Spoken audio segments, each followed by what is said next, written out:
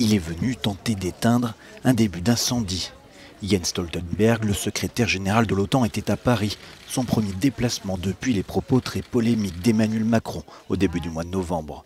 Dans un entretien au magazine The Economist, le président français estimait l'Alliance Atlantique en état de mort cérébrale, des propos qu'il a dit assumer lors du point presse. Pour lui, l'OTAN doit en faire plus. Une véritable alliance, ce sont des actes, ce sont des décisions, pas des mots. Je souhaite donc que nous ayons une véritable discussion entre alliés sur notre engagement concret dans la lutte contre le terrorisme au Sahel comme au Levant, où l'intervention militaire menée il y a quelques semaines par la Turquie dans le nord-est syrien a posé de vraies questions qu'il faut là aussi regarder en face.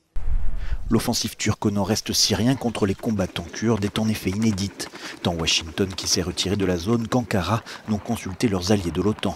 La Turquie se rapproche même de plus en plus de Moscou, notamment via l'achat de missiles S-400. Au Sahel, dans le cadre de l'opération Barkhane, la France est depuis 2014 bien seule. Pour le secrétaire général de l'OTAN, malgré les difficultés, l'Alliance Atlantique est la seule solution. L'Union européenne ne peut pas défendre l'Europe. L'Union européenne ne peut pas remplacer l'unité transatlantique. Une alliance forte et une Union européenne aussi forte sont les deux faces d'une même médaille.